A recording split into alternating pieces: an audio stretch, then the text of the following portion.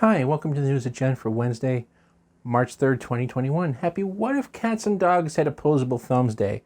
Tell you what, we have a lot more help around the house, that's for damn sure. It's also International Sex Workers' Rights Day, so demand safe workplaces for sex workers, pay for your porn, and agitate for improved conditions around the world for them and other workers. These workers in particular are very vulnerable as they can have their bank accounts shut down, be pushed out of day jobs, and so forth and so on. So, be nice. Be good. Thank you. It's also TB303 Appreciation Day. So do me a favor and do a sick acid house baseline down and drop me a like and a subscribe and all that ring-a-ding-dango for the bell or whatever. Do I have a synth for that? I really don't think I do. Anyway, today's top story is paranoia. Are they out to get you? Are you sure? According to FBI Director Wray, domestic terrorism is metastasizing across the country. The FBI has opened about 2,000 investigations, of which about 2% related to Antifa. For you non-math people, that's 40. 40 possible investigations into possible ties to far-left terrorism, which is named Antifa, which is short for anti-fascist. So if you're anti-Antifa, that makes you pro-fascist, right? Anyway, I bet those people are pro-tankies. Anyway, technically that is anti-fascist. But they suck anyway. And of course he did news. Biden allowed limiting stimulus payments based upon pressure from so-called moderate Democrat senators, cutting off individuals making more than $80,000 a year and couples at $160K. This is based upon income from 2019, which means that some people who are no longer employed will be cut out of this stimulus. So it's official. Don't get too excited about anything. The Democrats aren't your friends either. In coronavirus news, the Biden administration has said that all adults in the U.S. might be vaccinated by the end of May, which is 2 months earlier than initially thought. Some critics are calling it already too late, with many Republicans saying that Biden should have been done with this about mid-January. In Europe Sucks 2 news, European Union officials may start to slow exports of coronavirus vaccines to the third world because companies that are making the vaccines are having production problems. The EU denied that there was anything bad, saying, nothing wrong with keeping all the life-saving drugs for ourselves at all. Nope. No need for equitable distribution due to lingering issues and obligations due to colonial exploitations of the third world. Nope. Nope. But the EU found a little bit of a pushback among some of its members, at least former members, with the UK's Minister for COVID vaccine deployment, Nadim Zahawi, called it a dead end for vaccine nationalism.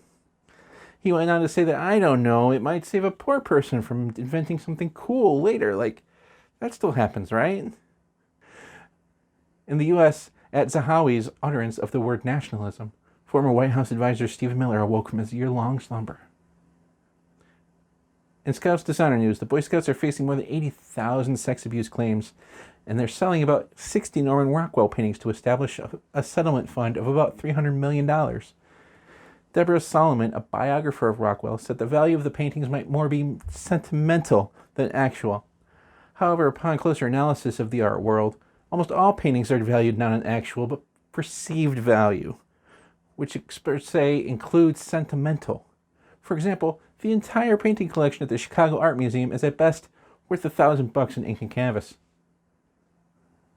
Try and tell them that. Mr. Rockwell was reached by Ouija board, and the American painting master said, What? What? They don't deserve nice things. I'm old and dead. Leave me alone. In free speech news, Neera Tanen's appointment to heading up the Office of Budget Management was nixed by right-wing cancel culture machine. What kind of world do we live in where a person cannot be given a taxpayer-funded job while having opinions?